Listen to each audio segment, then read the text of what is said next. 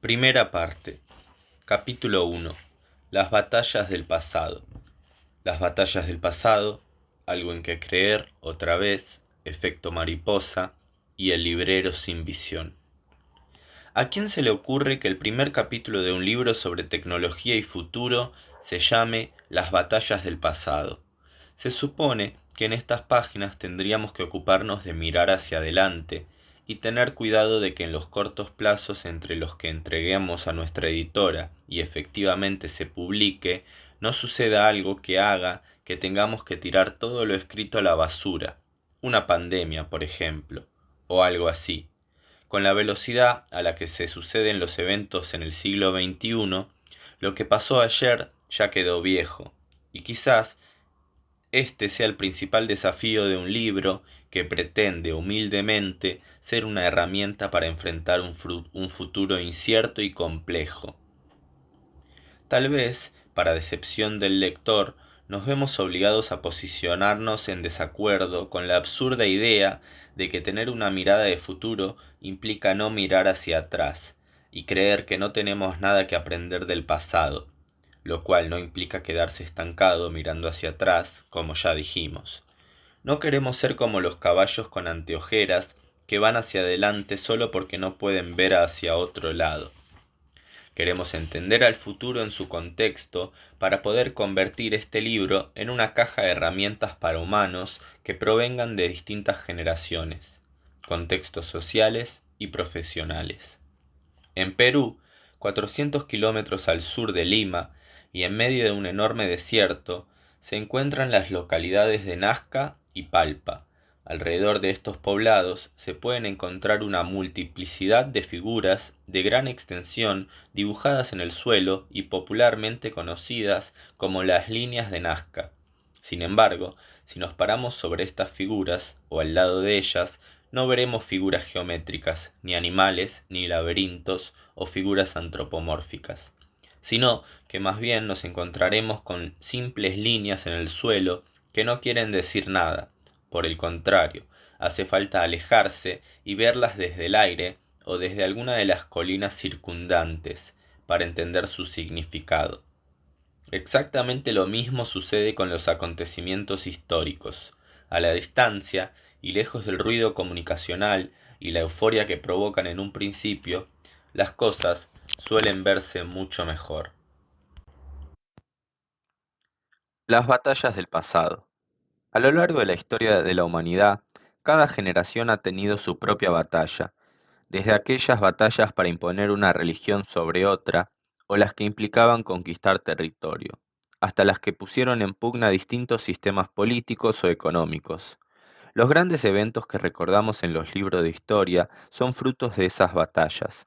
Así, no se puede entender a la Revolución Francesa si no pensamos en una generación que luchó por la libertad, la igualdad y el fin de los privilegios heredados del feudalismo. Bajo esta misma lógica entran también las independencias americanas y otra decena de revueltas y revoluciones en todo el mundo, con menos glamour que la de 1789. Durante la década de 1960, los movimientos por los derechos civiles visibilizaron que, incluso en las naciones consideradas más democráticas e igualitarias, el simple hecho de haber nacido con un determinado color de piel podría limitar las oportunidades de una persona.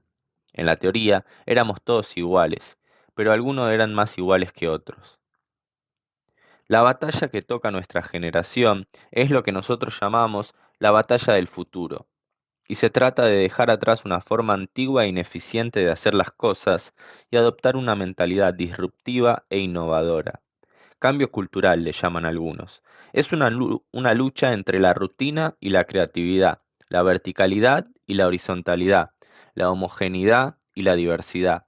Una batalla que libramos día a día contra una parte de nosotros que se resiste a las transformaciones necesarias para desarrollarnos en el mundo que viene, por miedo, por comodidad o sencillamente por no saber por dónde empezar.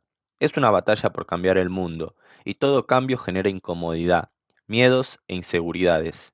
La tienen que dar profesores, alumnos, empresarios, empleados, políticos, funcionarios, emprendedores y cualquier persona que quiera sobrevivir al mundo del futuro. En resumen, es una batalla entre el mundo que se viene y el que se está yendo. El sistema de organización social en el que vivimos fue creado, no sin conflictos en el medio, para dar respuestas al mundo de la primera y segunda revolución industrial. Motores a vapor, televisores, petróleo, industria pesada, escuelas con forma de cárcel y personas que trabajaban como máquinas en tareas, valga la redundancia, bastante mecánicas.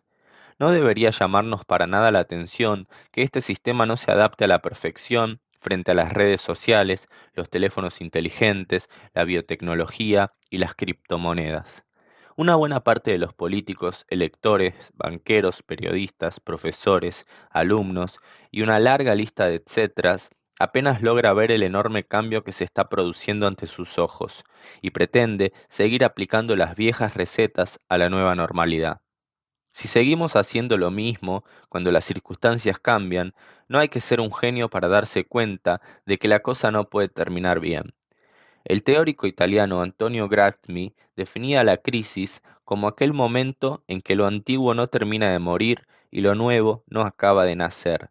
Y en esas estamos, amigos. Mucha gente se encontraba muy cómoda en el mundo del 2019 y creía que no debía cambiar nada de cómo hacía las cosas, a pesar de que muchos venimos insistiendo hace rato con la necesidad de adaptar nuestros hábitos a lo que pronto será la nueva normalidad. El mundo de la tecnología, lo sucedido tras la pandemia global del coronavirus, fue un cachetazo a la comodidad y el conformismo, así como también al escepticismo sobre la importancia de la tecnología en nuestras vidas. Los que descreían del home office y las clases virtuales se vieron obligados a usarlos de un día para el otro, y en muchos casos casi sin preparación previa, de manera muy improvisada, lo cual, desde luego, tuvo costos. Quienes desconfiaban de las compras por Internet en muchos casos se volvieron fanáticos, muchos cumpleaños empezaron a festejarse por videollamada, y la demanda de cursos para aprender a programar y capacitarse en habilidades digitales se disparó. Lo nuevo está naciendo muy rápido, y tenemos que estar preparados.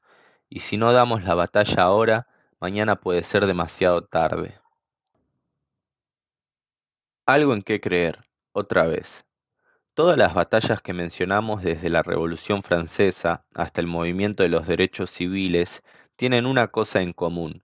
Fueron llevadas adelante por hombres y mujeres que creían firmemente en algo y que dieron su vida, su dinero, su prestigio o su tiempo por esa causa, por todo en lo que creían, lo que los movilizaba. Aquello en lo que creemos puede tener un enorme poder transformador de la realidad, no porque podamos cambiarla por telepatía, ya quisiéramos. Ojalá alguien invente una app para eso, sino más bien porque creer en algo nos mueve a hacer cosas. Si no creyéramos en que el esfuerzo personal y la educación pueden llevarnos a tener una mejor calidad de vida en el futuro y realizarnos como seres humanos, ¿por qué nos bancaríamos una clase de 3 horas por Zoom donde un profesor escupe contenidos de manera monótona a una serie de cuadraditos inertes? Si nuestros abuelos no hubieran creído que América era una tierra de oportunidades, donde podrían formar una familia sin pasar hambre y miseria, ascendiendo rápidamente en la escala social, ¿por qué habrían viajado más de 15 días de Galicia a la Argentina en un barco de carga para instalarse en una pieza compartida y trabajar 12 horas por día? Lo que creemos que nos mueve y nos impulsa, lo que creemos nos mueve y nos impulsa, desde las cosas más pequeñas a nivel individual hasta las hazañas más grandes a nivel colectivo. Pero no necesariamente las cosas que creemos nos motivan a ser mejores o a superarnos. También podemos creer que el mundo es una porquería injusta y que las cosas solo van a poder ponerse peores. Y si esto es así, ¿qué más da lo que hagamos? En un famoso tango argentino escrito en 1934, Cambalache, Enrique Santos Discépolo describía a su tiempo de la siguiente manera: siglo XX Cambalache, problemático y febril. El que no llora no mama y el que no afana es un gil. Dale nomás, dale que va, que allá en el horno nos vamos a encontrar. No pienses más, sentate a un lado, que nadie importa si naciste honrado. Da lo mismo el que labura noche y día como un buey que el que vive de los otros. que el que mata, que el que cura o está fuera de la ley. No pienses más que todo da lo mismo. ¿Para qué te vas a esforzar? ¿Para qué vas a respetar la ley o hacer algo por los otros? Esa parecía ser la idea de muchos argentinos hacia 1934. Pero si algo que fue escrito durante la primera mitad del siglo XX por alguien que nació en 1901 parece muy lejano, veamos la letra de Mugre, un rap muy actual, 2020, del rapero y freestyler Woz, nacido en 1998. Y entiendo que estés cansado. Hay veces que el no presente es una cuestión que aturde, pasando del remordimiento de un hecho pasado al futuro que es un pozo plagado de incertidumbre. Mi alma se pone fea cuando el día amanece y el sol pregunta a gritos, ¿hoy qué vas a hacer? Vuelvo a encontrar refugio donde todo oscurece y mis vergüenzas bailan sin que vos las puedas ver. Las palabras, el estilo musical y la estética son muy diferentes, pero el sentimiento de incertidumbre y mirada negativa hacia el futuro no parecen ser muy distintos. ¿En qué cree nuestra generación? ¿Qué nos motiva hoy en día? Ninguna batalla puede darse sin algo en qué creer. Si no creemos que de alguna manera el futuro puede ser mejor, solo podemos ahogarnos en la eterna cárcel del presente. El efecto mariposa. A lo largo de la historia la tecnología ha sido uno de los principales motores del cambio social. No, los hombres de las cavernas no buscaron en Google cómo hacer para prender fuego con dos palitos. Pero todos los inventos, desde la rueda hasta las diversas técnicas primitivas de escritura, fueron importantes avances tecnológicos que provocaron un considerable impacto en la sociedad. Probablemente todos hemos visto la película El efecto mariposa, o en su defecto al menos la parodia que hacen los Simpson de ella, en la que el protagonista debía cuidarse mucho de no hacer cambios en sus viajes al pasado, porque los efectos que esto podría tener en el futuro serían totalmente inesperados e inciertos. El aleteo de alas de una mariposa puede provocar un tsunami al otro lado del mundo, afirma un proverbio chino. Es que es muy difícil poder predecir las consecuencias de los actos que realizamos. Imagínese cuando se trata de cuestiones con tan alto impacto como los desarrollos tecnológicos que fuimos viendo en los últimos años. Esto sigue funcionando exactamente igual, pero sin viajes en el tiempo, al menos por ahora. Los cambios tecnológicos, como hablaremos más adelante, provocaron efectos totalmente inesperados en ámbitos tan distintos como la política, el mundo del trabajo o las relaciones afectivas. Por supuesto que esto no es una novedad. En un mundo en el que todo está en permanente cambio, a veces es importante entender que hay algunas cosas que son constantes. No todo es tan nuevo. Desde la invención de la rueda o la imprenta, los grandes cambios y avances tecnológicos también conllevan enormes mutaciones en la forma en que vivimos y nos relacionamos entre nosotros y con el mundo que nos rodea. Para los hombres de la edad de la piedra, el descubrimiento del fuego o la invención de la rueda implicaron el surgimiento de la vida sedentaria, y esto, a su vez, configuró las relaciones sociales de una forma particular. Pensemos también en cómo el uso masivo del automóvil facilitó la movilidad de las personas, fomentando, por ejemplo, el turismo, dando lugar a expresiones como la mar en coche, cuando los ciudadanos de Madrid viajaban hacia el sur de España para tomar unas vacaciones en la playa. Incluso tuvo consecuencias en el mundo de la publicidad, cuando los coches comenzaron a alcanzar velocidades superiores a los 50 kilómetros por hora. Los carteles publicitarios tuvieron que reconvertirse para transmitir ideas complejas con una palabra o una simple imagen que pudiéramos asociar rápidamente. Así, por el mismo efecto mariposa que se activa cuando Homero aplasta un pescado en la prehistoria y convierte a Flanders en el líder mundial del futuro presente, el surgimiento de los automóviles llevó también al uso masivo de los logotipos corporativos. Lo mismo sucede si pensamos en cómo el surgimiento de la imprenta provocó que las ideas pudieran propagarse mucho más rápido entre la gente, generando importantes cambios incluso a la hora de concebir la política y el rol del Estado, sin los cuales la Revolución Francesa, 300 años después, no hubiera sido posible. La propia idea de la democracia de masas, donde todos los hombres tienen el mismo derecho a participar eligiendo a sus representantes, no hubiera sido concebida nunca si la imprenta no hubiese facilitado el acceso al conocimiento a múltiples sectores de la sociedad. ¿Qué tiene que ver un orfebre alemán inventor de los tipos móviles en 1440 con que hayan decapitado a Luis XVI en 1789? ¿O los automóviles con los logotipos? ¿O qué tiene que ver el iPhone con el emprendedurismo? O el efecto, como en el efecto mariposa, todo está relacionado, con un factor común que se repite. Los cambios tecnológicos generan cambios en los seres humanos a nivel individual y en las sociedades en el plano colectivo. Esto siempre ha sido así, y es una constante histórica que pocas veces tomamos en cuenta. Generalmente, en el colegio nos enseñan la historia como una sucesión de batallas, guerras, revoluciones y luchas por ideales de valientes hombres y mujeres que cambiaron el mundo. La historia de la humanidad, según la escuela, es la historia de Robespierre, Napoleón, San Martín, Bolívar o Washington. Mientras tanto, en un aula contigua, otros niños en otra clase escuchan usualmente, en menor medida, sobre Nicolás Copérnico, Isaac Newton, Nikola Tesla, Thomas Edison, Henry Ford o Steve Jobs, sin vincularlo con todo lo que vieron en sus clases de historia, como si se tratase de dos compartimientos estancos inconexos, que sucedieron en paralelo y que no tienen nada que ver entre sí. ¿Podemos entender a Robespierre sin Newton, o a Kennedy sin Edison, o Henry Ford? El librero sin visión.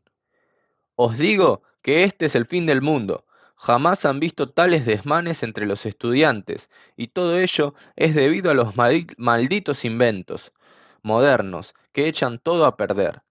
Aunque les resulte sorprendente, esta frase no la dijo un señor enojado en el subte porque un joven que debía darle el asiento estaba mirando el celular con los auriculares puestos. Tampoco la dijo un profesor mientras un alumno intentaba copiarse utilizando su smartwatch. Leer la continuación de este párrafo quizás pueda darnos una mejor idea. Las artillerías, las serpentinas, las bombardas, pero sobre todo la imprenta, esa peste llegada de Alemania, ya no se hacen libros ni manuscritos. La imprenta hunde a la librería. Esto es el fin del mundo. Este fragmento pertenece a Nuestra Señora de París, la novela del célebre escritor francés Victor Hugo, que inspiró la película El jorobado de Notre Dame.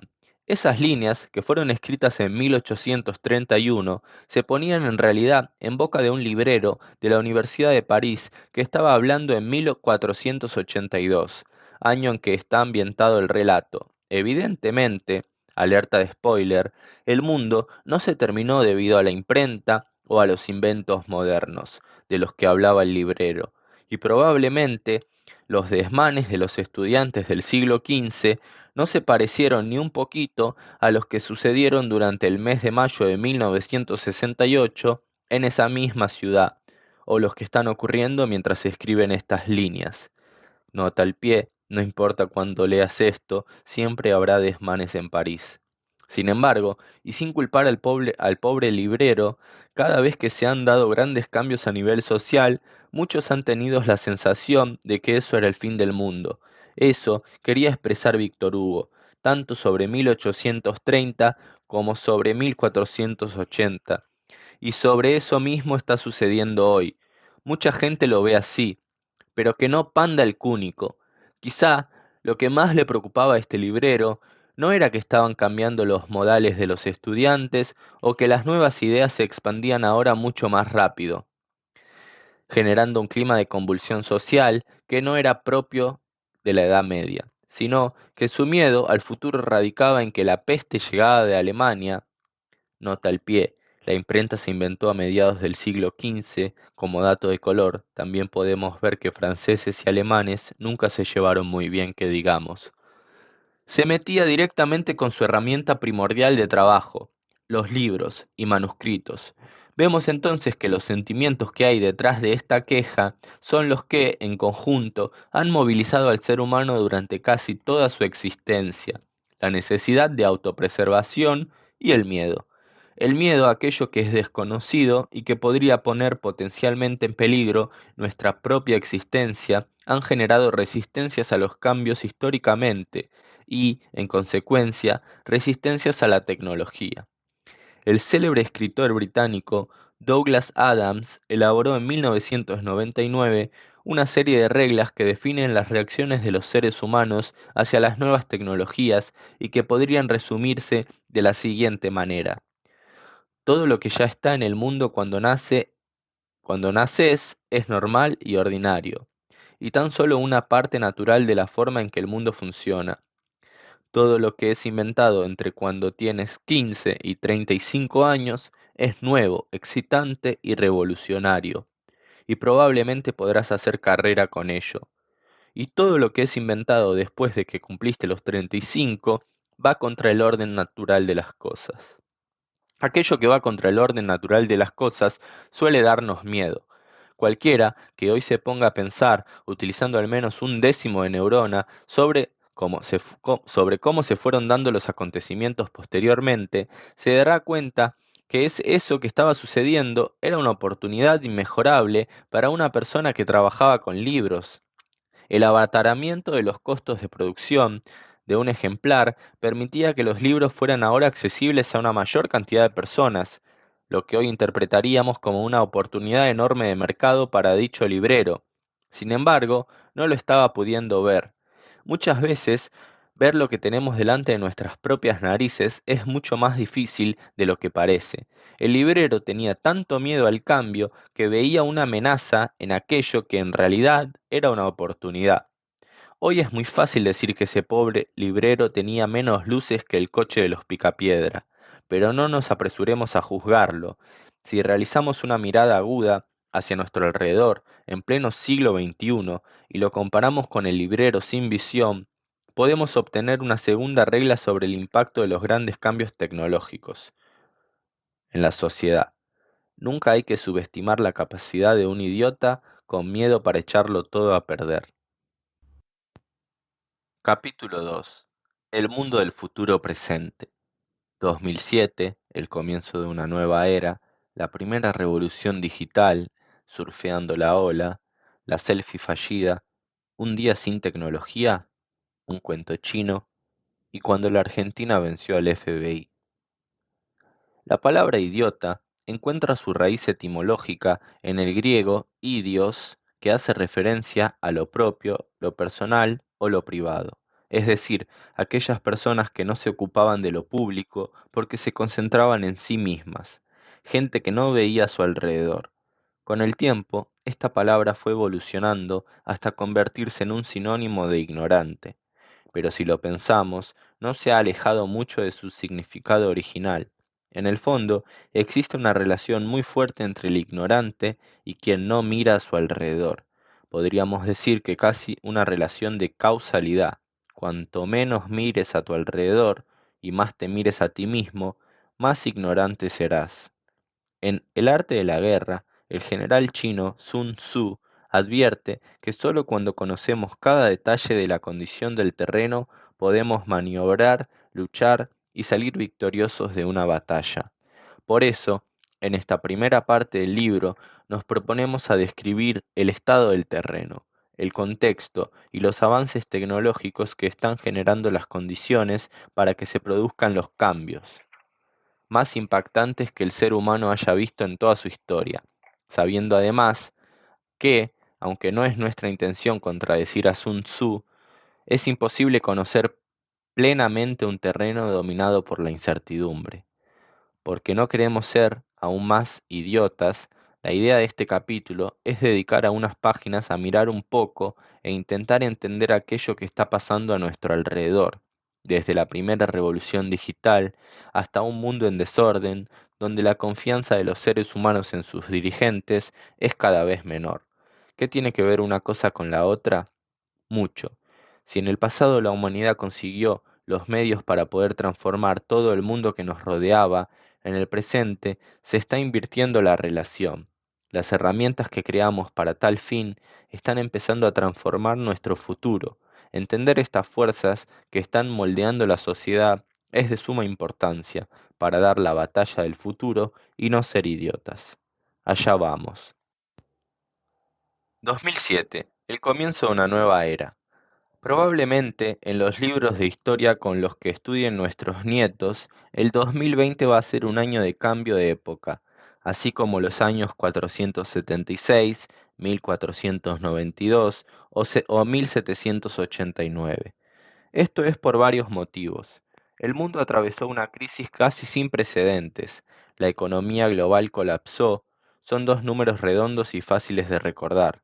En fin, es marketinero y tiene mucha prensa, pero por cada 2020, 1789 o 1492 hay un 2007. Es decir, un año de disrupción y cambios casi tan importante como el que todos recordamos, pero que, por alguna razón, no es tan memorable. Los cambios que suelen asociarse a 1492 no podrían explicarse sin entender primero la caída de Constantinopla en 1453, ni la invención de la imprenta.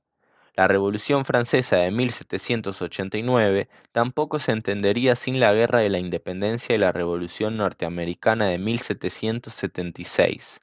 Y así podríamos citar toda una serie de años olvidados esperando a ser reivindicados. El 2007 es uno de ellos. Estamos transitando un momento fascinante de la historia, una época de cambios sin precedentes en que la tecnología empezó a jugar un papel fundamental en todos los ámbitos de la vida. Casi todo lo que hacemos en nuestro día a día está mediado de una u otra manera por la tecnología. Y aunque nos resulte difícil dimensionarlo, muchas personas creen que estamos ante un punto de inflexión en la historia de la humanidad. Sí, hoy, en un día normal de nuestra vida, que empezó aparentemente como siempre con una alarma sonando y tus deseos de tirarla por la ventana y seguir durmiendo, hoy y ahora, el mundo puede estar experimentando cambios más profundos de los que ocurrieron con la llegada de Cristóbal Colón a América o con la Revolución Francesa. Y lo más interesante de todo, sucede de forma casi imperceptible. Nos cuesta creer que los grandes cambios que van a estudiarse en el futuro estén sucediendo mientras vivimos y que nosotros somos los protagonistas. Vemos la historia como algo que solo viene en libros y que nos es demasiado lejano. Por alguna razón creemos que nada de lo que observamos actualmente puede ser más importante que la Primera y Segunda Guerra Mundial, la Revolución Francesa o el descubrimiento de América, pero probablemente lo mismo le sucedía al alfarero catalán de fines del siglo XV y al panadero parisino del fines del siglo XVIII. No tenían ni idea de que ese año que estaban transitando sin pena ni gloria iba a ser una parte clave de la historia. Los videojuegos que jugamos y las series que miramos se ambientan en pasados fascinantes, como la antigua Roma, Grecia, Egipto, o en un futuro de ciencia ficción. Pero ¿qué pensarían si dijéramos que en realidad los cambios que estamos viviendo ahora son mucho más profundos y tendrán un impacto mucho mayor en la sociedad que los que acabamos de mencionar?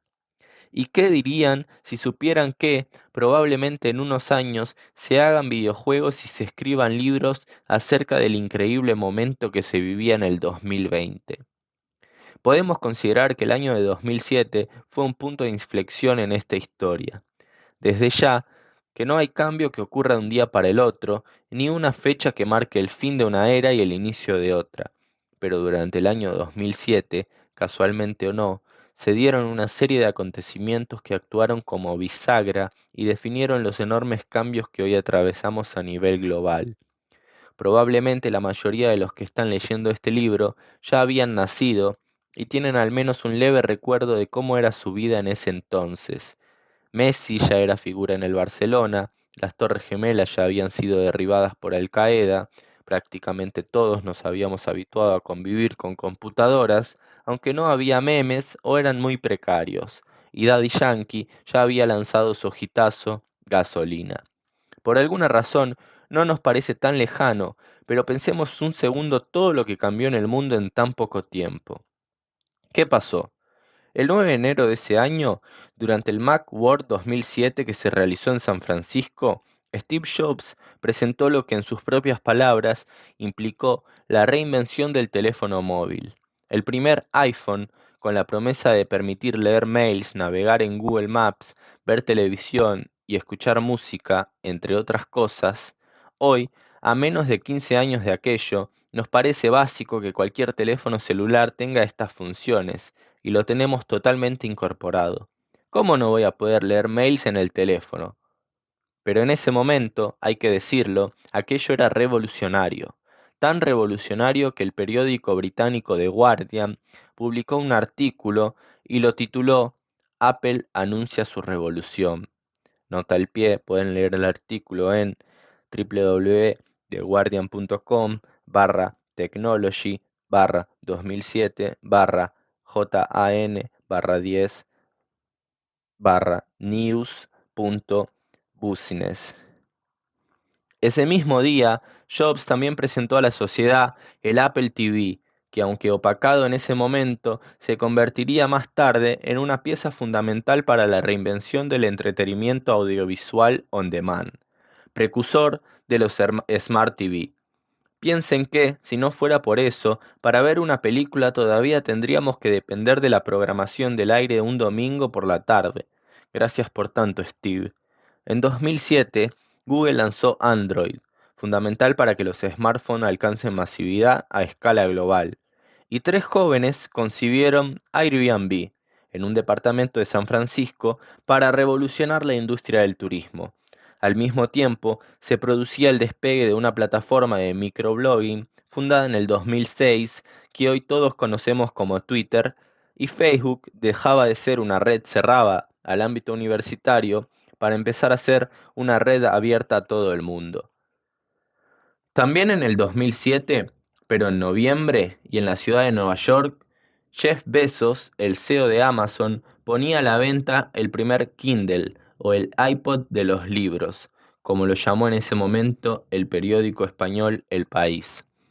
Este dispositivo cambió la forma en que muchos consumen literatura, y aunque haya algunos que siguen siendo amantes del formato papel, lo cierto es que el libro electrónico llegó para quedarse. A fines del 2006 y principios del 2007, David Ferrucchi, gerente del Departamento de Análisis e Integración Semántica de IBM, comenzó, junto con su equipo, a darle forma al proyecto de crear una computadora con habilidades cognitivas, llamada Watson, que sería la primera combinadora de Machine Learning con inteligencia artificial. Y la lista podría seguir. Todo lo referido nos muestra que en los últimos años hemos vivido un proceso de grandes cambios tecnológicos que nos ha puesto a disposición herramientas y espacios nuevos para divertirnos, trabajar, consumir noticias o comunicarnos. El punto clave es saber que estos cambios tecnológicos no vienen solos, sino que siempre traen aparejados nuevos cambios en la sociedad en la que impactan, que a veces ni siquiera podemos imaginar en el momento y en un alcance que al principio nos parece muy lejano. ¿Quién hubiera pensado cuando salió Twitter que un presidente iba a dar órdenes a sus ministros usando esa herramienta? Ah, ¿no lo creen? Vayan a Twitter y escriban en el buscador @Nayib Bukelele, el presidente de El Salvador. ¿Quién se hubiera imaginado cuando Steve Jobs presentaba el iPhone que habría gente cuyo trabajo sería hacer videos para Instagram? O que Juan, un chico de 14 años con parálisis cerebral, podría ir por primera vez solo a una panadería en Mar del Plata y hacer su pedido mediante una aplicación para un teléfono celular de gama media. Probablemente aquellos que graben los videos, los videomanuales de historia con los que estudiarán nuestros nietos en la escuela del futuro, hablarán del 2020 como el año en que todo cambió. Pero marketing aparte, todos los cambios que vivimos en nuestra forma de trabajar y de relacionarnos durante los últimos meses no hubieran sido posibles sin todo lo que sucedió en el 2007. Y nosotros, los protagonistas de esta historia, podemos afirmarlo. La primera revolución digital. Desde que en el 2016 el fundador del Foro Económico Mundial, Klaus Schwab, acuñó la expresión Cuarta Revolución Industrial, miles de páginas se escribieron acerca de este tema. Para los académicos, los periodistas y las compañías, resultó sumamente útil disponer de un concepto que sintetizara la inmensa ola de cambios que atravesamos y que resultan difíciles de dimensionar. Afirmar que estábamos atravesando la cuarta revolución industrial implica necesariamente la existencia en la historia de tres revoluciones industriales previas, y nos pide que aceptemos el fenómeno actual comparte al menos algunos rasgos comunes con ellas, y a la vez posee características que lo diferencian de sus predecesoras. Lo fascinante es, cuanto más profundizamos en lo que está sucediendo, más nos convencemos de que es algo sin precedentes en la historia de la humanidad. Es tan disruptivo que el mismo concepto de revolución no alcanza a describirlo en su totalidad. La palabra revolución viene del latín revolutio, que significa dar una vuelta de un lado al otro. Sin embargo, lo que estamos viviendo hoy son miles de vueltas que ocurren al mismo tiempo y a una velocidad inimaginable. Hagamos ahora un poquito de historia y repasemos brevemente las revoluciones previas.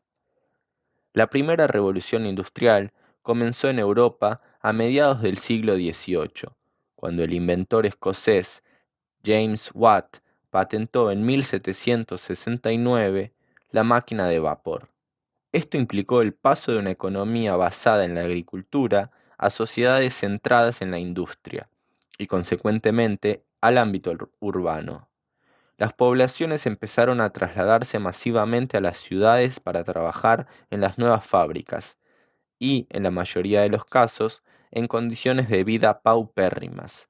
Lo que pasaba es que las ciudades medievales no estaban pensadas para recibir tanta cantidad de gente, y las zonas rurales, establecidas alrededor de ciudades fortificadas, eran las que albergaban a la mayoría de la población. Por lo tanto, como era de prever, las ciudades comenzaron a colapsar y a expandirse como manchas de aceite, generando a sus alrededores cordones de pobreza que al mismo tiempo se convirtieron en caldo de cultivo para levantamientos sociales. Esta sensación de frustración con la vida en las ciudades de mediados del siglo XIX es el ambiente en el que transcurre la célebre novela Los Miserables de Víctor Hugo, obra que ofreció múltiples versiones musicales y cinematográficas desde su publicación hasta hoy. Una de las canciones más famosas de la película, estrenada en el 2012, interpretada por Annie Hathaway en su rol de Fantine, canción que también la llevó a la fama a Susan Boyle, fue I Dream a Dream, cuya letra describe la situación de la época. I had a dream my life would be so different from this hell I'm living, so different now from what I seem. Now life has killed the dream I dream. Soñé que mi vida sería muy diferente a este infierno que estoy viviendo, muy diferente ahora de lo que parecía. Hoy la vida ha matado mi sueño. El descontexto de los diferentes sectores de la población creció, como también su reclamo de mayor atención por parte de la clase política. No es casual que hacia 1848 un tal Karl Marx haya escrito en Londres el Manifiesto Comunista, llamando a estos obreros, cuyos sueños de progreso social estaban rotos como los de Fantine, a levantarse contra el sistema. Un cambio tecnológico como la invención de la máquina de vapor ocasionó muchos otros cambios que impactaron enormemente en la gente. ¿Quién hubiera pensado que la máquina de vapor en Gran Bretaña tuviera algo que ver con la Revolución cubana? Nuevamente, vemos que el aleteo de una mariposa puede provocar un tsunami en el otro lado del mundo. Volvamos a nuestra historia. Justo en ese momento, a mediados del siglo XIX, estaba comenzando la segunda revolución industrial, que desde luego no hubiera sido posible sin la anterior, pero que generaría un impacto mucho mayor. Si bien la industrialización continuó siendo el motor del cambio, se produjeron una serie de avances técnicos y se incorporaron nuevos materiales que derivaron en novedosas fuentes de energía como la eléctrica, en innovadores sistemas de transporte, como el automóvil y el avión, o en la revolución de las comunicaciones con el telégrafo, la radio y el teléfono. Estos dispositivos ayudaron enormemente a profundizar los procesos de globalización y el acercamiento entre regiones remotas del mundo.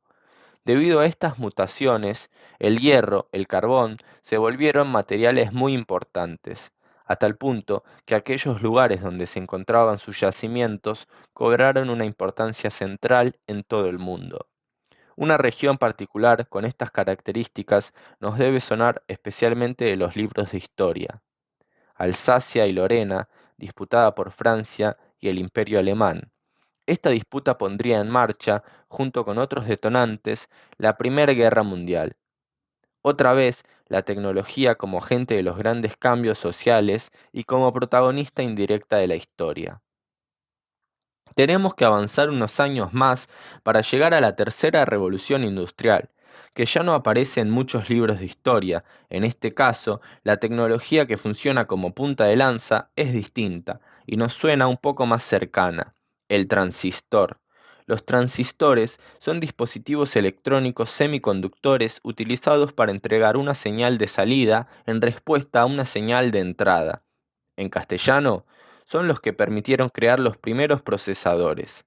Más en castellano, digamos que son los que permiten que cuando estamos presionando la tecla A en el teclado, en nuestra pantalla aparezca la tecla A. Entre otras cosas, desde luego, mucho más importantes. Si no existiera el procesador, el hombre no podría haber llegado a la luna, ni creado la computadora, y este libro estaría siendo escrito en una máquina de escribir, o más bien, no estaría siendo escrito. La invención del transistor permitió que la tecnología sea mucho más pequeña y al mismo tiempo poderosa, y con una velocidad fascinante. De hecho, todas las computadoras que se utilizaron en la misión Apolo 13, que llevó por primera vez al hombre a la Luna en 1969, tienen menor capacidad de procesamiento que un smartphone de gama media, de esos que usamos para ponernos el filtro en el perrito como, o como linterna cuando no hay luz. La llegada del transistor, la masificación del uso de las computadoras y el surgimiento de Internet provocaron múltiples y enormes cambios en nuestra vida social y laboral. Basta con recordar que hasta hace no mucho tiempo algunos colegios tenían una materia llamada dactilografía, que servía para aprender a tipear bien, rápido y sin mirar en la máquina de escribir. Esto resulta enormemente útil a la hora de encontrar un empleo como secretario o asistente de una empresa. Sin embargo, hoy a nadie se le ocurriría considerar esto como una habilidad a la hora de contratar a alguien. Se da por descontado que todos sabemos escribir en un teclado, y si cometemos algún error, la bendita tecla delete nos facilita mucho las cosas. Antes cometíamos un error escribiendo una carta o un memo en nuestro trabajo y teníamos que borrar usando el famoso liquid paper, en el mejor de los casos, o directamente redactar toda la carta otra vez. Gracias Control Z por existir. Lo cierto es que toda la gente que ya se había capacitado para adquirir las habilidades demandadas en aquel mundo laboral, se debió volver a capacitar para aprender a usar una computadora. Así que probablemente no les haya caído muy simpáticos ni Gates ni Jobs. Para llegar al 2007, nuestro año bisagra, primero tenemos que pasar por el uso masivo de Internet como herramienta. Y para eso debemos remontarnos al 2000. Sabemos lo que están pensando. Internet ya se utilizaba en los años 90 e incluso sus orígenes se remontan a varias décadas antes. Sí, es verdad, pero su impacto a gran escala se produjo a raíz de un cambio cualitativo en la conectividad, que se dio con el cambio de milenio. El exceso de inversión en la industria de Internet, que derivó en una burbuja económica conocida como la burbuja de las .coms, hizo que hubiera mucho dinero disponible para invertir en cables de fibra óptica.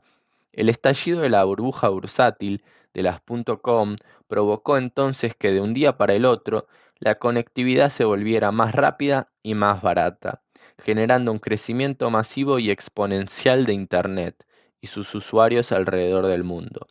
Esto posibilitó toda una serie de cambios que, como ya mencionamos, se produjeron en el 2007. Surfeando la ola. Como podemos ver, las revoluciones industriales tienen algo en común, generan importantes cambios que tienen ganadores y perdedores.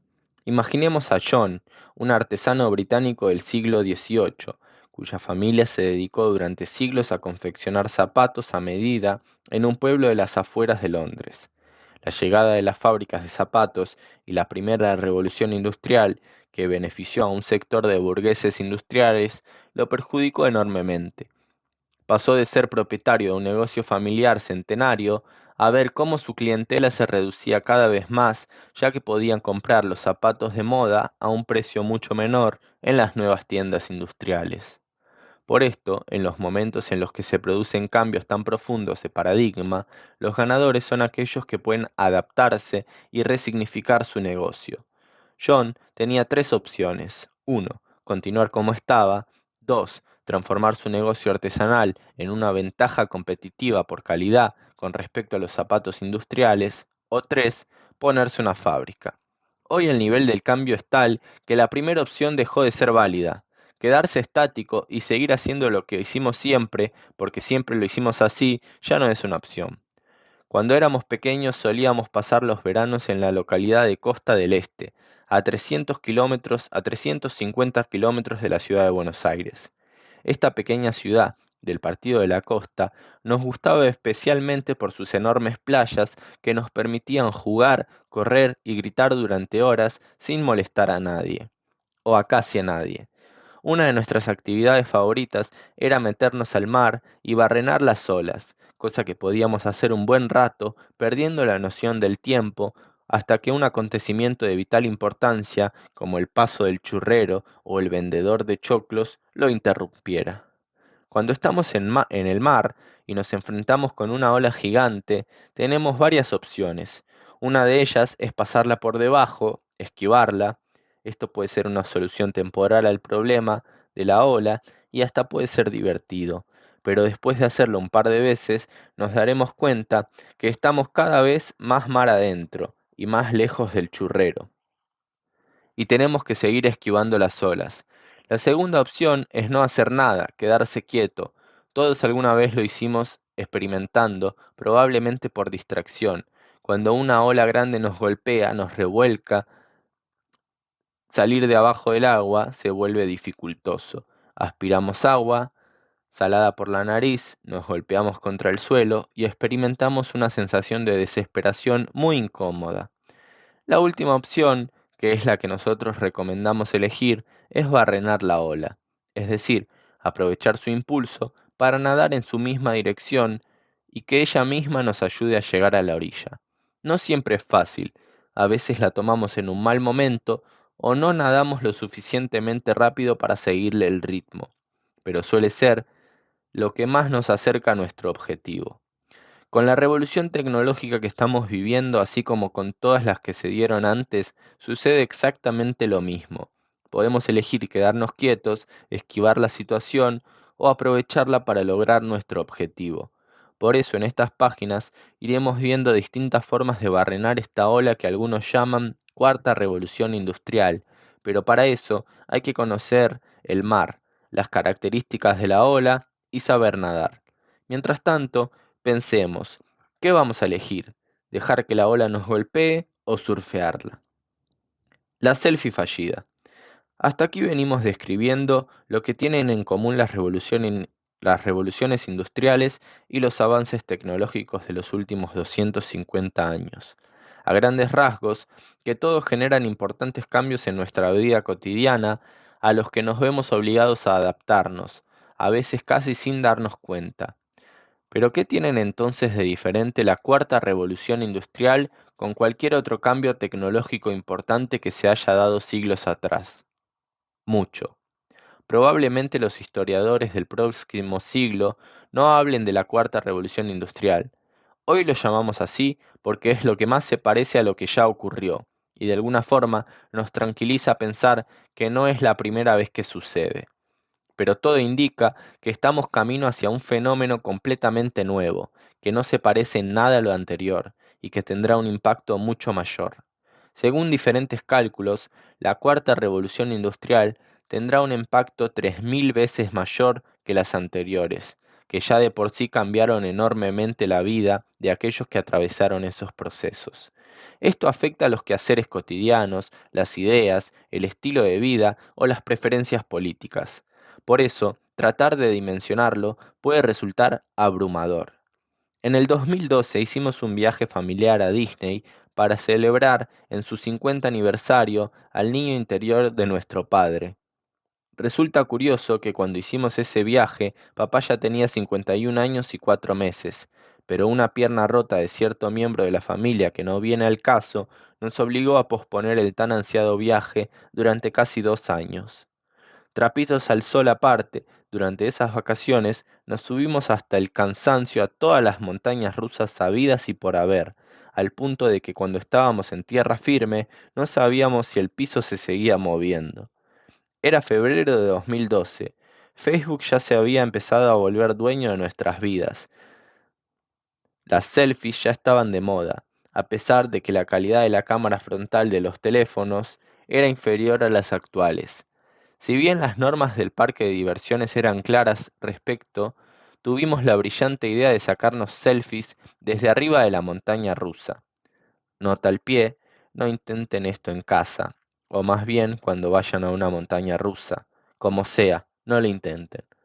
Podrán imaginarse cómo salieron. Borrosas. El mismo panorama de la foto que tomamos es el que enfrentamos ahora en el medio de la cuarta revolución industrial. Es como sacar una foto desde arriba de una montaña rusa en movimiento. Probablemente vaya a salir borrosa, y lo que estaba enfrente nuestro cuando presionamos el botón ahora quedó muy atrás. Cuando publiquemos este libro, seguramente esté sucediendo algo en algún rincón del mundo que estará cambiando algo de lo que estamos escribiendo. Sin embargo, no todo tiene que ser tan poco nítido, ni mucho menos desesperanzador. Hoy contamos con una ventaja sobre las generaciones anteriores que vivieron estos procesos.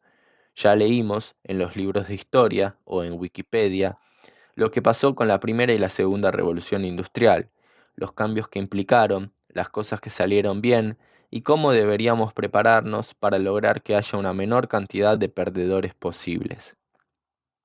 Un día sin tecnología. Resulta difícil tomar conciencia de lo importante que se volvió para nosotros la tecnología en tan poco tiempo, al punto de que nos es casi imposible imaginar un día entero sin interactuar con ella. ¿Creen que no?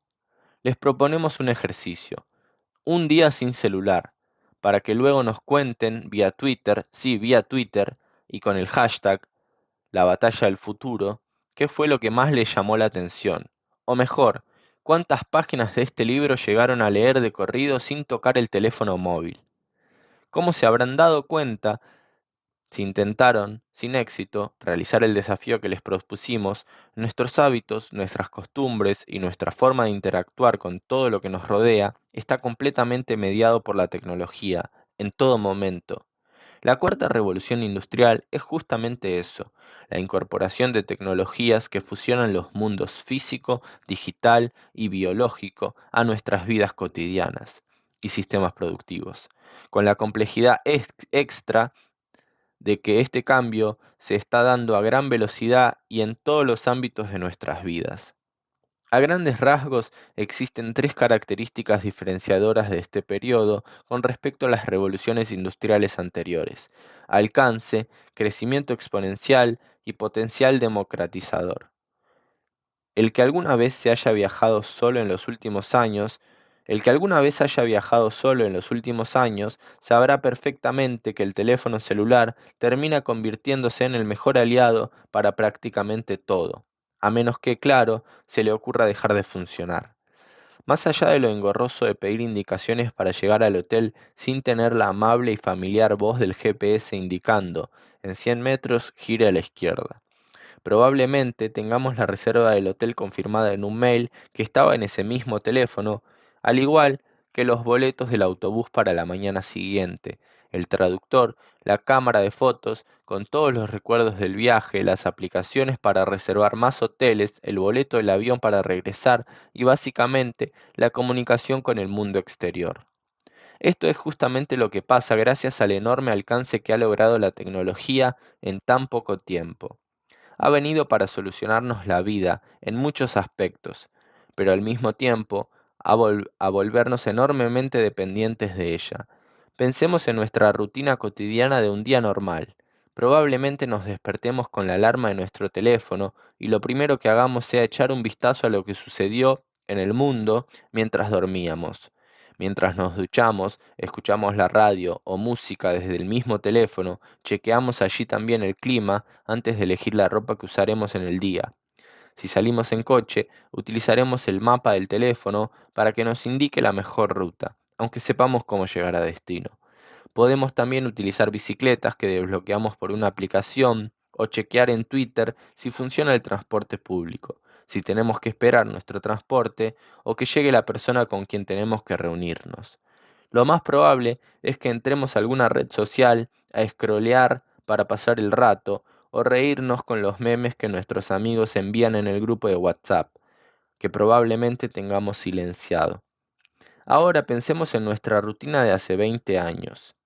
Nota al pie, aquellos que no lo vivimos de esta forma, hagamos un esfuerzo para retrotraernos al periodo desconocido de la historia en la que, si usabas internet en casa, no podías usar teléfono de línea.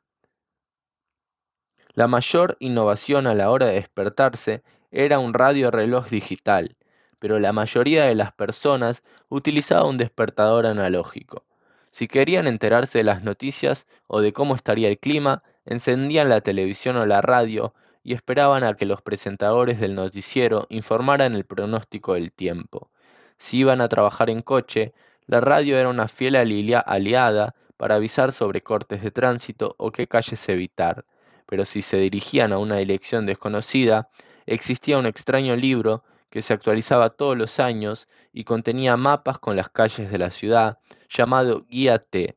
Para hablar con los amigos o la familia, había que llamarlos por teléfono o, en el mejor de los casos, enviarles un correo electrónico que eventualmente verían y responderían sin la presión del famoso doble tic azul. Como vemos, estas innovaciones tecnológicas se han vuelto parte de nuestros hábitos cotidianos demasiado rápido. Hoy sería imposible imaginarnos un día sin nuestro smartphone, a pesar de que hace 20 años ni siquiera lo teníamos. Pero como esto fuera poco, la tecnología se ha metido de lleno, no solamente en nuestra vida cotidiana, sino en todo lo que nos rodea. Esto nos da pie para hablar de la segunda gran característica de la cuarta revolución industrial, la masividad. Un cuento chino, la masividad. En los últimos años, la relación económica y comercial entre China y diversos países de África Oriental se ha profundizado considerablemente, despertando el interés primero y la preocupación después de países como Francia o Estados Unidos. La ecuación es simple. África necesita dinero e inversión en infraestructura, y China necesita recursos naturales. Todo encaja perfectamente, y aunque periodistas, intelectuales o especialistas en relaciones internacionales con tendencia a la indignación precoz se hayan cansado de escribir artículos sobre el neocolonialismo chino y las cláusulas secretas en los contratos de inversión, la imagen positiva de China entre la población de esos países no deja de crecer. La razón tampoco es muy compleja. La tecnología barata china ha inundado los mercados africanos, haciendo crecer exponencialmente el consumo de productos como televisores y teléfonos celulares en sectores de la población que hasta hace unos años tenían que ir a la casa de un vecino para mirar fútbol.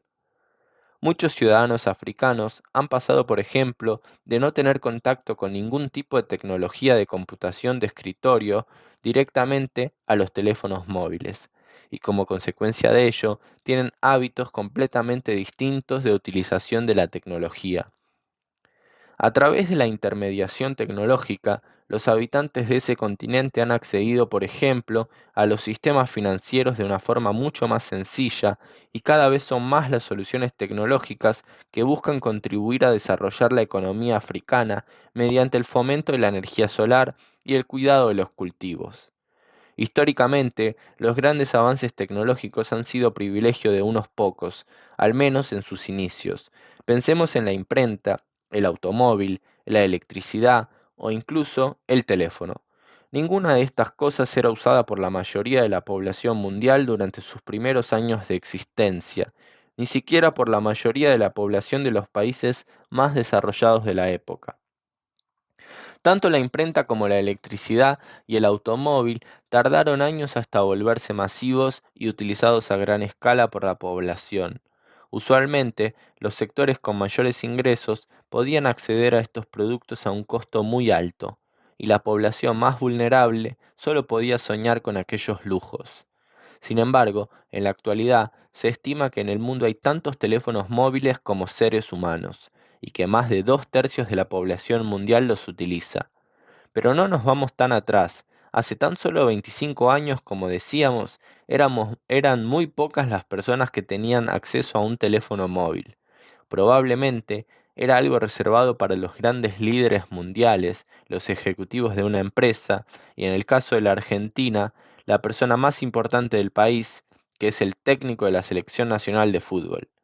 De hecho, como podemos ver en el gráfico de la siguiente página, el teléfono móvil tardó alrededor de 16 años en alcanzar los 100 millones de usuarios, aunque fue mucho menos tiempo de lo que llevó el teléfono de línea. ¿Alguien sigue usando teléfono de línea? Es 8 veces más de lo que lo llevó Instagram a volverse igual de masivo. La tecnología dejó de ser el privilegio de unos pocos para volverse cada vez más masiva, dejando de ser un bien de lujo para convertirse en un bien indispensable. Por eso, hoy ya no hablamos de bienes de lujo, sino de bienes que se vuelven imprescindibles. Desde luego, como veremos más adelante, los hábitos de uso de la tecnología entre los distintos sectores socioeconómicos difieren enormemente, pero todos los sectores la utilizan. Años que tardaron las diversas tecnologías en alcanzar los 100 millones de usuarios. Teléfono de línea 75, teléfono móvil 16, Internet 7, Facebook 4.4, WhatsApp 2.3, Instagram 2.2 años.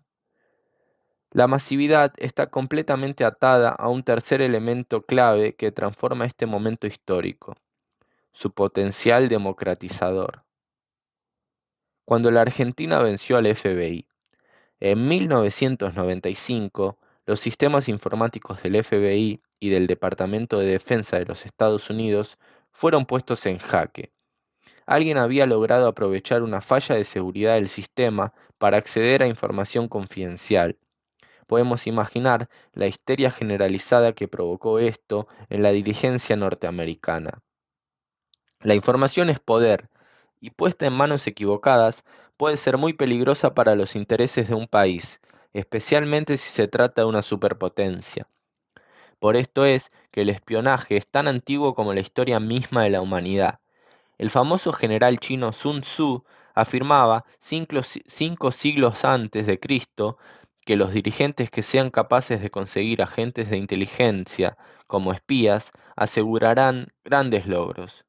Inclusive, 2 milenios antes de eso, Sargón I de Acadía, que controlaba extensos territorios en la Mesopotamia, actual Irak, había creado una enorme red de espías utilizando mercaderes y comerciantes que le informaban sobre las civilizaciones que se pretendían conquistar. Pero volvamos a Estados Unidos en 1955. Las dudas sobre quién podría haber vulnerado los sistemas de seguridad de esta gran potencia dejaron sin sueño a los miembros del FBI. Al Qaeda, los rusos, los chinos. ¿Quién tenía semejante capacidad como para infiltrarse en lo más profundo de sus secretos? La respuesta los sorprenderá. El agente especial de la oficina del FBI en San Francisco, Andrew Black, no salía de su asombro cuando descubrió la verdad. El espía en cuestión no era ningún enemigo norteamericano, ni estaba apoyado por grandes equipos financiados por algún grupo terrorista, ni cerca. Se trataba de Julio Ardita, un hacker argentino de 24 años que ni siquiera intentó lucrar con esa información tan valiosa. Ardita logró acceder a la información confidencial de áreas muy sensibles para los Estados Unidos, como tecnología espacial y aérea, desde una sencilla computadora que tenía en su casa ubicada en la ciudad de Buenos Aires. sin financiamiento, sin terceras intenciones, sin un equipo de ingenieros especialistas y sin una agencia de inteligencia. A esto nos referimos cuando hablamos del potencial democratizador de la tecnología. Especialmente, se trata del empoderamiento de los individuos mediante el uso de estas herramientas, tanto para realizar acciones potencialmente positivas como negativas, para robar información, pero también para encontrar una solución informática para combatir una discapacidad o crear una empresa que facture miles de dólares al año.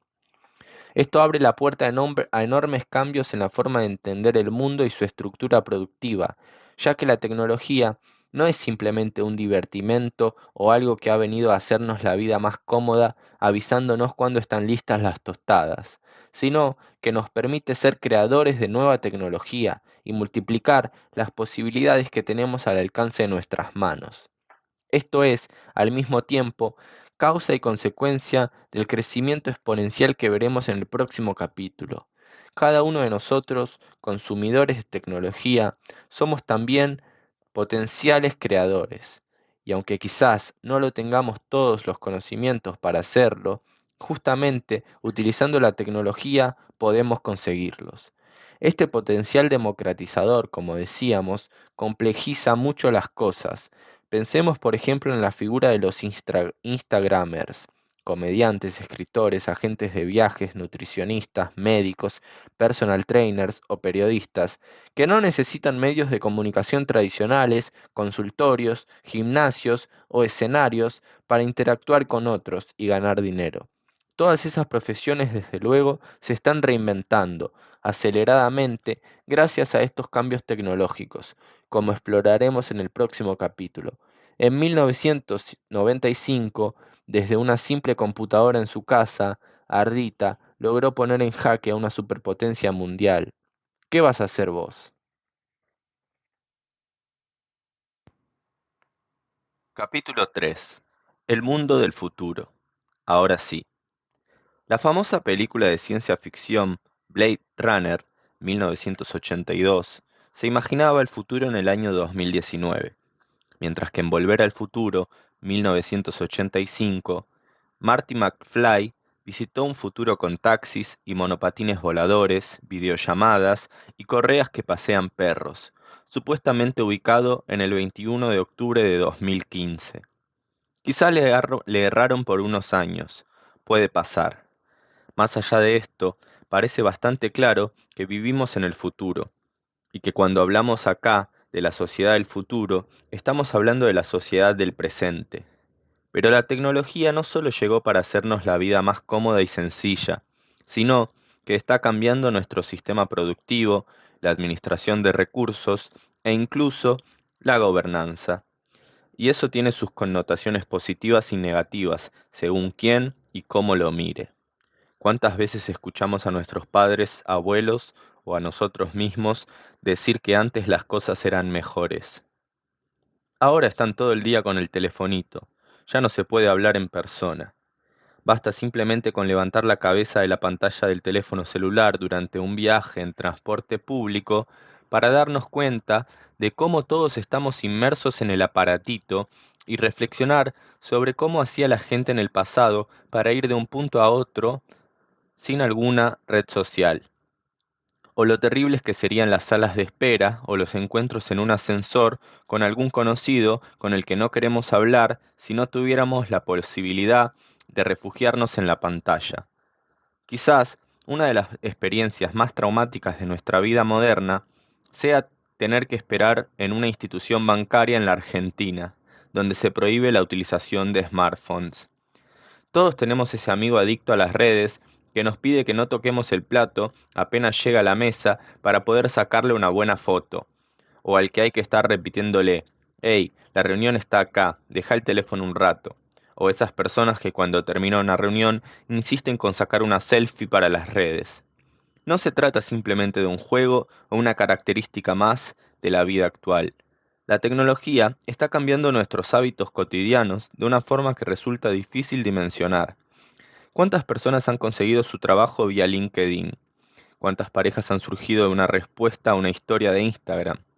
¿Cuántas personas se han vuelto conocidas por un tweet? Como decíamos en los capítulos anteriores, resulta difícil dimensionar que en este telefonito que tenemos todo el día en la mano hay mayor capacidad de cómputo que en todas las computadoras que llevaron al hombre a la Luna en 1969. Y lo fascinante es que podemos usarlo tanto para subir fotos de comida a las redes como para mejorar la vida de más de 140.000 personas con discapacidad en todo el mundo. Pero no solamente el telefonito nos está cambiando la vida. Para citar algunos ejemplos, los ámbitos de la seguridad ciudadana y la lucha contra el crimen están siendo revolucionados gracias a la aplicación de tecnologías como el reconocimiento facial o el Big Data, y la seguridad vial se ve enormemente beneficiada por la instalación de simples sistemas de inteligencia artificial en los vehículos que previnen accidentes. En lo que refiere a la salud, en el año 2000 se conoció por primera vez el desarrollo del sistema quirúrgico Da Vinci, que permite operar pacientes mediante brazos robots que corrigen con gran precisión los movimientos humanos mediante inteligencia artificial, permitiendo reducir el margen de error en las intervenciones quirúrgicas. Nuestro argumento en este capítulo es que la revolución tecnológica que estamos viviendo produce día a día una enorme cantidad de oportunidades que, si no las sabemos utilizar, se volverán en nuestra contra. Los martillos son malos. ¿Cuántas veces hemos escuchado decir que la tecnología es mala y nos está separando a unos de otros en lugar de conectarnos? ¿O que los videojuegos producen niños violentos y agresivos? ¿O que los niños deberían leer más y pasar menos horas frente a una pantalla? Del otro lado, también podemos escuchar que la tecnología es lo mejor que le pasó a la humanidad, y que los videojuegos, por el contrario, son la educación del futuro, ya que hacen que los niños sean buenos, más lindos y no pongan problemas para bañarse. Casualmente, este último tipo de teorías proliferan en los medios de comunicación, cada vez que alguien se hace millonario luego de ganar algún torneo mundial en algún videojuego. Ambas ideas tienen algo de razón y algo de verdad, pero se equivocan en algo central. La tecnología no es ni buena ni mala, es simplemente una herramienta. Las herramientas no tienen connotaciones morales en sí mismas, sino que eso más bien depende del uso que hacen los seres humanos de ella. No resulta tan claro cuando pensamos en una computadora, pero imaginemos un martillo. Los primeros martillos datan de la edad de la piedra, es decir, de hace alrededor de 10.000 años, y constaban simplemente de una piedra sujeta a un mango de madera con tiras de cuero. En todos estos años no solo han evolucionado enormemente, sino que han cumplido diversos propósitos y objetivos según quien lo utilice. Alexander Pichuskin, más conocido como el asesino del martillo, nació en Mitsy, en las afueras de Moscú, en abril de 1974. Como su apodo bien lo indica, asesinó a más de 60 personas entre 1992 y 2006. Su técnica consistía en acercarse a su víctima, ganarse su confianza e invitarla a tomar vodka. Así, una vez que la persona bajaba sus defensas y se encontraba vulnerable, era atacada por la espalda con un martillo y golpeada hasta la muerte por este nefasto personaje que aparece extraído de una mala película de suspenso. Afortunadamente, Pichunsky hoy se encuentra recluido en una prisión polar de Siberia, pagando por sus crímenes. Sí, leyó bien. Es Pichunsky quien se encuentra detenido, no su martillo. Y es que, como debe estar usted pensando, nadie en su sano juicio, ni siquiera el más satírico de los directores de Hollywood, intentando parodiar el sistema judicial ruso, se le ocurriría que la culpa de los asesinatos la tiene el martillo, que es simplemente una herramienta muy mal utilizada por los seres humanos. Así como tampoco es el martillo el responsable de la belleza del cuadro que hay en la sala, aunque lo hayamos utilizado para colgarlo. Bien podemos usar un martillo para clavar un clavo que sostenga un bello cuadro en nuestro salón o para golpear a nuestros hermanos cuando nos usa la ropa sin avisarnos. ¿El martillo es malo si lo usamos para golpear? La respuesta parece obvia, pero si lo trasladamos al ámbito tecnológico, no lo parece tanto.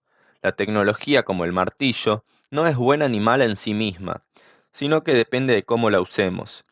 Eso nos abre la puerta para preguntarnos, ¿cómo usamos esa tecnología? ¿Quién nos enseña a usarla responsablemente y eficazmente?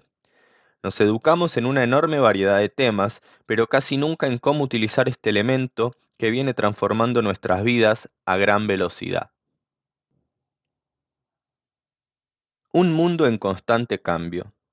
Cuenta la leyenda que, al noreste del subcontinente indio, probablemente en el territorio del actual Pakistán, un brahman ordenó a uno de sus sirvientes llamado Sisa que creara un juego para su entretenimiento. Luego de un tiempo, a Sisa se le ocurrió representar en una pequeña escala uno de los mayores divertimientos del brahman, la guerra. Le llevó un tablerillo de 64 casillas, donde por turnos, dos reinos planean una estrategia de ataque, creando nada más nada menos que lo que hoy conocemos como ajedrez. El brahman, a quien le encantó este nuevo juego, no quiso escatimar en regalos para recompensar a Sisa por su ocurrente invención, por lo que lo llamó para otorgarle a su sirviente lo que deseara. La respuesta de Sisa fue tan modesta como ingeniosa. Brahman, soy un hombre modesto y lo único que necesito para mi felicidad es poder alimentar a mi familia. Por eso, luego de pensarlo, creo que la mejor recompensa que puedo elegir es obtener un grano de trigo por el primer cuadrado, 2 granos por el segundo, 4 por el tercero, y así sucesivamente multiplicando por 2 los granos hasta llegar al casillero número 64. Al brahman le pareció una respuesta poco inteligente, ya que esperaba que Sisa le pidiera oro o tierras, pero accedió, complacido por la modestia de su sirviente. Sin embargo, pronto se daría cuenta de que ni con toda la riqueza de su país podría alcanzar todo el trigo demandado. Veamos por qué. 1, 2, 4, 8, 16, 32, 64, 128, 256, 512, 1024, 2048, 4096, 8192, 16384, 32768. Hemos llegado recién a un cuarto del tablero y ya hemos superado los 32.000 granos de trigo. Al principio, cuando pasamos del primero al segundo casillero o del tercero al cuarto, casi no notamos la diferencia. Sin embargo, a medida que avanzamos, los cambios son cada vez más impresionantes.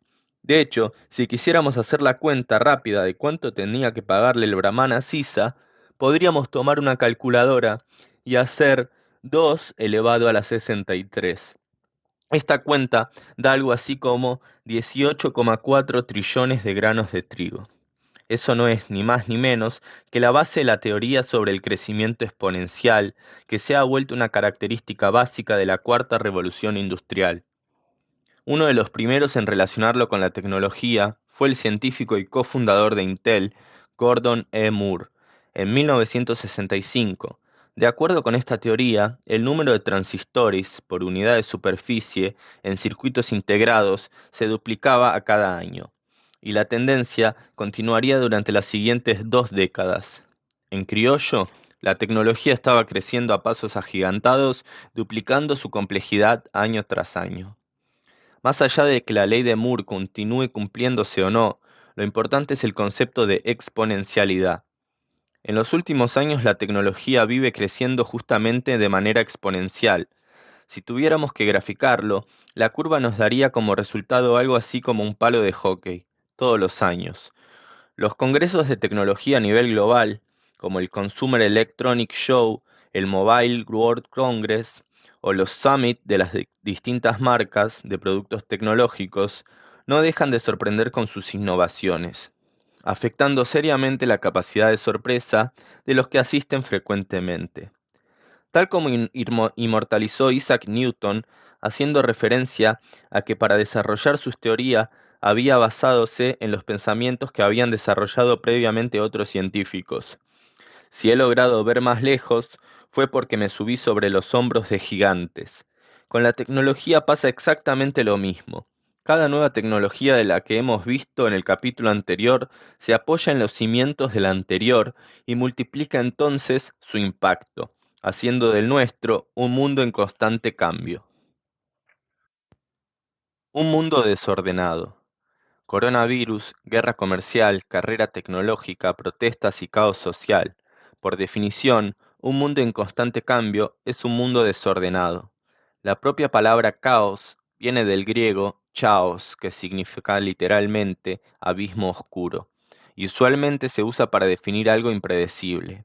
Como hemos visto, el constante cambio y la velocidad con la que se produce en el mundo del presente y del futuro vuelve a la imprevisibilidad un elemento fundamental de nuestro contexto cotidiano. Históricamente el ser humano ha intentado huir del desorden, de lo imprevisible y lo incierto. Cuando no sabemos algo, intentamos darle una respuesta, ya sea inventando una deidad superior que explique el origen del fuego, o buscando en Google el final de una serie, porque no podemos esperar a ver las 5 temporadas que tenemos por delante. Necesitamos certezas. Quizás sea por esto que los momentos de profundos cambios tecnológicos y consecuentemente sociales o políticos son momentos incómodos para muchos seres humanos que buscan, casi como un acto reflejo, evitar que estos cambios se materialicen, como haría nuestro amigo el librero sin visión, pero en un mundo en constante y veloz transformación. Ir en contra de la ola, sería una actitud suicida para la mayoría de los mortales.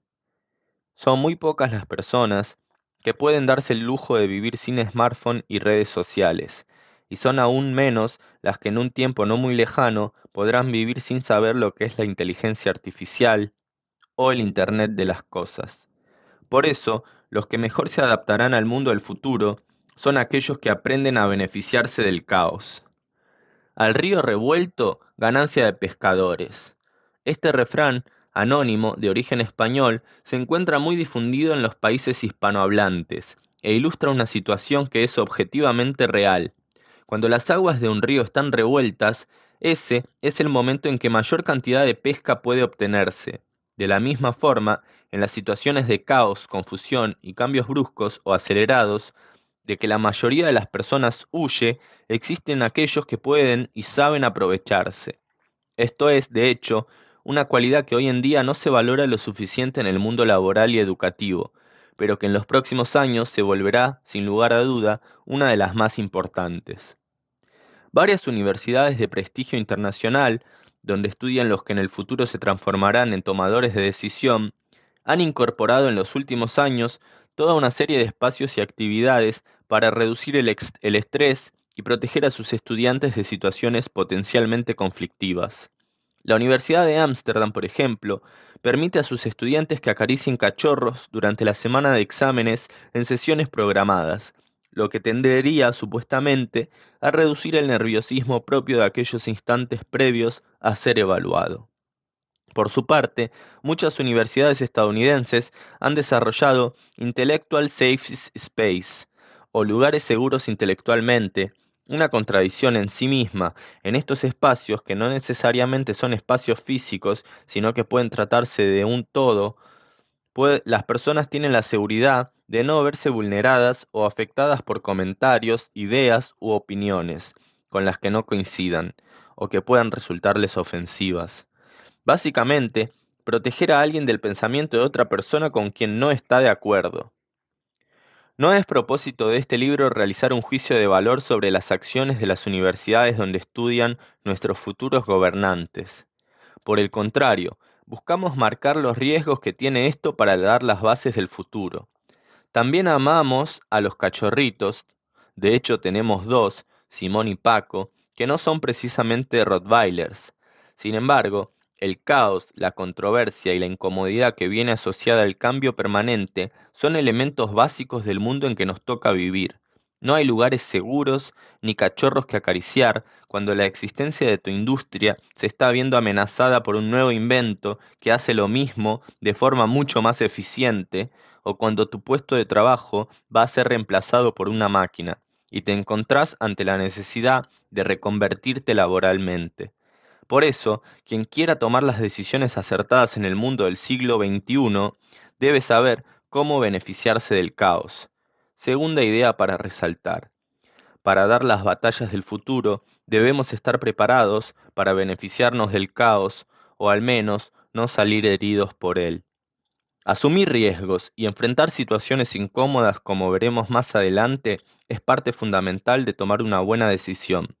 Nuestra sociedad, en un contexto de lenta despedida de la modernidad, es altamente temerosa de los cambios, reacia a tomar riesgos y por ende ajena al caos y a la controversia. Lamentablemente, el mundo que se viene no admite la mentalidad ordenada del siglo XX.